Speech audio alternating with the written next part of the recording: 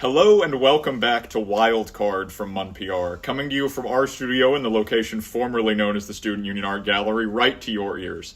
I'm your host, Caleb Lantz, and my guest today is the record holder for most UTK-MUN offices held simultaneously, at least since I've been here.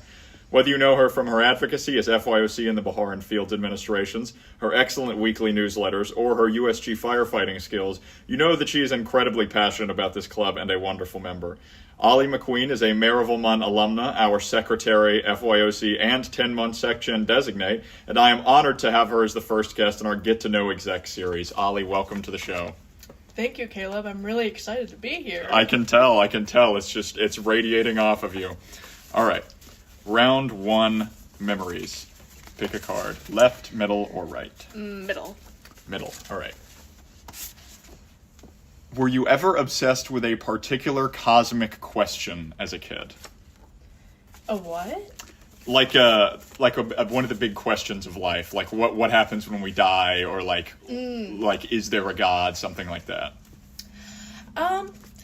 Honestly, no. I was raised in an agnostic household, so I never really thought about it until I was like probably 10, and I started thinking about what happens when we die, and it kind of sent me into a spiral, so I never thought about it since then. But honestly, not really. It's really weird, but I didn't. The only time I ever really thought about a cosmic question is when I watched Hitchhiker's Guide to the Galaxy with my parents. Yeah. Yeah, that's pretty much the only time, and I strongly believe that. That was reading Hitchhiker's Guide to the Galaxy was a very formative moment for me as well. Yeah. That's very funny. All right. Question 2. 1, 2, or 3? Left, middle, or right? Left. When is the first time you remember being proud of yourself?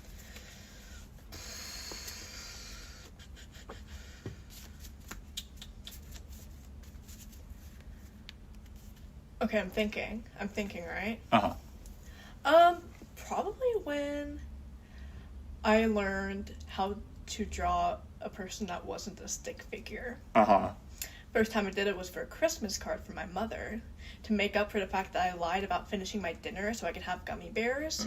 She was really upset with me, and she said that Santa wasn't going to come because I lied about finishing my soup. So I made her a card. The person on the card wasn't a stick figure, guys. Wow, you were anything for Santa Claus. You learned how to do the drawing. They called me Michelangelo. I'm sure they did. Yeah. I'm amazed that you still remember what was for dinner. This was a formative experience for you. Yeah, it was chicken noodle soup, and I didn't finish it all. Chicken. Wow, I can't believe it. That's a Hall of Fame kids dish. All right, last question of this round: left, middle, or right? Left. What's an experience from growing up when you realized your parents didn't have all the answers? Anytime I asked my mom to spell anything. I did a lot of spelling bees as a kid. Uh-huh. I did too. Oh my god, twin! Yeah. And I'd be doing my practice, and I'd ask my mom, wait, I don't know how to spell it. I think it was like, I don't even remember what it was. It was like some crazy word, and she was like, I don't even know how to spell it. By the time I was in 4th grade, I was having a spell check for her, so that was when I realized that she didn't have all the answers. Did they not give you the little, the practice sheet with all the words? They did, Okay. Yeah. But sometimes I would be, practicing without the sheet, and I'd ask my mom, shoot, I forgot. I don't have the sheet with me. What is that? She's like, girl, I don't know. Why are you asking me?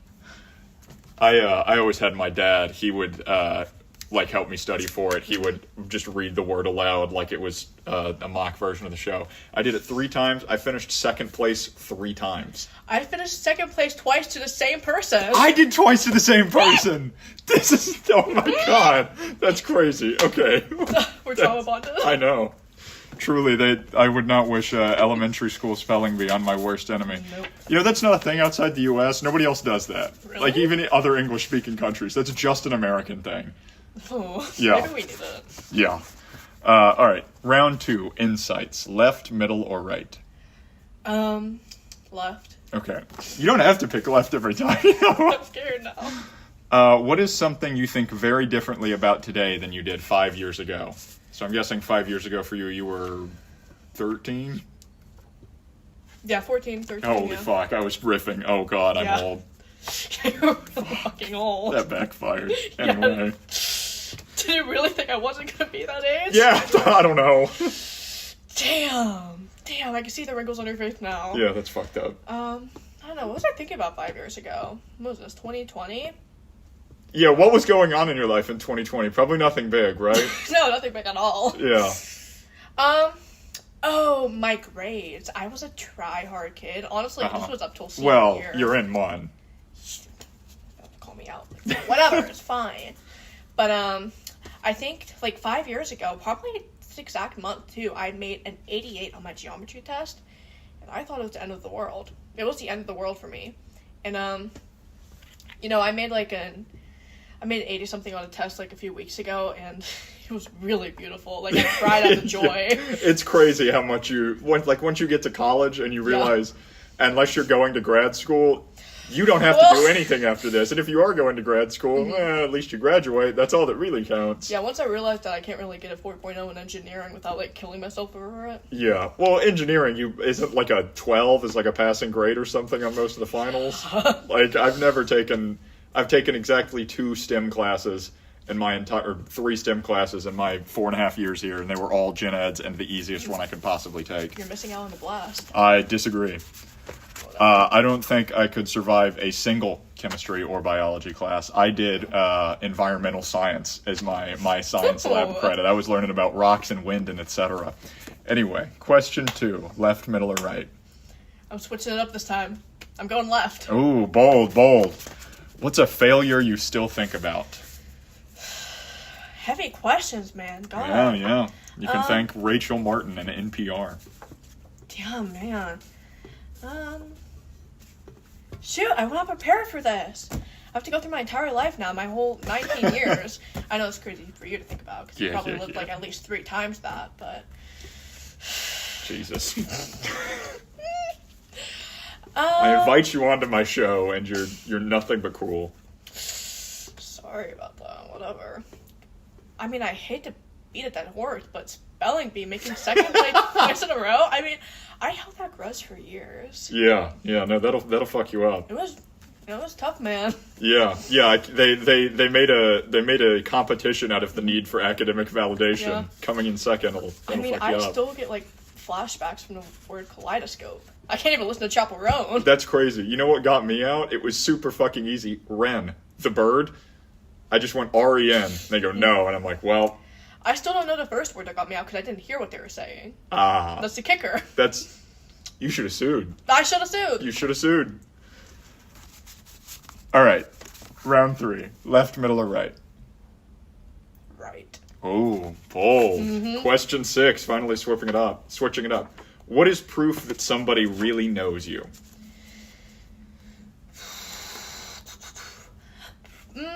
Depending on which side of me they sit on. Because my right ear is my good ear, and my left ear is my really Oh, you meant bad that literally. Okay. I mean not literally. I thought that was a metaphor. No, physically what side of you they're on. Okay. Yeah, like, if they're, like, whispering in my ear, they make me, like, turn my head if they're on the other side of me. That's the sign they know me, because they know that I'm not going to be able to hear shit if they say anything in my left ear. Okay. So, if they know my good side. That's a sign they know me. Ollie leans to the right. This has been noted. No! Cut that out! Did you hear that, college Republicans? No! All right. Question 3. Beliefs. Left, middle, or right? Yeah, we're going to get you to say something cancelable. How do you stay connected to the people you've lost? Jesus fucking Christ. Just, like, doing stuff that we used to do together. Whether that be someone I've, like, lost permanently. Yeah. Like my grandpa, he was a big Vols football fan. So, I mean, I stayed connected to him pretty easily because, you know, go Vols, whatever. Yeah.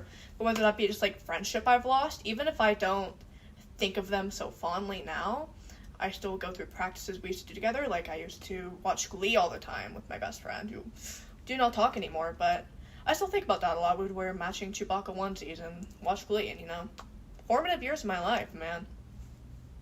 But just through practice is how I stay connected. Yeah. No, definitely. I get that a lot. I used to go fishing with my grandfather all the time, and I haven't been in years since he died, but I think it'd be fun to get back to that. I went fishing once with my grandpa. I had a Barbie fishing pole. I had a Spider-Man one as a kid. Oh. Or, no, sorry, not Spider-Man, Scooby-Doo. Yeah. Good one. Yeah, big into Scooby-Doo. All right. Question 2. Left, middle, or right? Middle. Middle. Have you ever had a premonition about something that came true? Okay, I gotta think about this. I don't even remember like what I Take did your 2 time. days ago. Oh shoot! I have to switch or skip. The skip. Oh, you're I have to skipping this skip. one? I'm skipping this because I Okay. can't remember. Okay. 3 new questions. Okay. All right. Okay. Left, middle, or right? That is, I believe, the first time anyone has ever used a skip, including all of the membership chair interviews. And I reminded everyone before the interview that they had a skip and a flip. I think Brooke was the only person to ever use a flip, and this is the first skip. I'm revolutionary. They call You me are. Trailblazer McQueen. Trailblazer McQueen. Lightning McQueen, even. Anyways. Right. Right. Where have you experienced awe?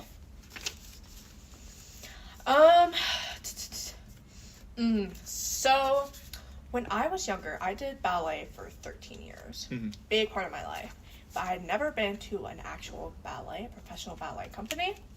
Last December, I went to New York City Ballet's Nutcracker. Ooh. And I was just like jaw dropped the entire time. I mean, it was beautiful. They were so in sync. Their costumes were gorgeous. And I mean, it was amazing. That was probably the most, like, awe-inducing moment I've ever had, just because in all my years of dance, it was such a big part of my life. I never saw any professional company do it, and that was one of my favorite moments ever. I'm sure, yeah. No, I would love to see that. It's always, seeing live, performance arts live is always, I mean, it's just life-changing. I still think that seeing Hair live here at UT when they did it a couple years ago was one of the most formative moments of my life. All right, well, that is congratulations, Ollie. You have won the game. Yes! Yes! As your prize, we're going to end the show the same way we do every time, with a trip in our memory time machine. Now, the memory time machine is very simple. First, just close your eyes. Okay. Now, the memory time machine can take you back to any moment in your life. It's not a moment you want to erase or change anything about, just somewhere you'd like to linger a little longer. What moment do you choose?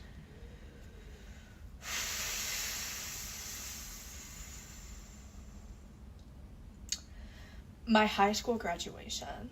Ooh, interesting. I still talk with a lot of my, like, big friend group from high school, but I mean, we're all spread out over the country. I mean, like, LA, New York, so we don't see each other that often. But right after graduation, we saw the Aurora Borealis. Ooh. First time I've ever seen it in Tennessee. Only second time I've ever seen it, and we're, like, laying in the parking lot outside of our high school watching the Aurora Borealis. And it was, like, probably one of my favorite moments. I mean, like, I think about it a lot because after that, we didn't see each other that much. We kind of went our separate ways, but it was, like, the perfect last moment altogether. Yeah, no, that's very, very, very coming-of-age movie of you. Very, very, dare I say, perks of being a wallflower. I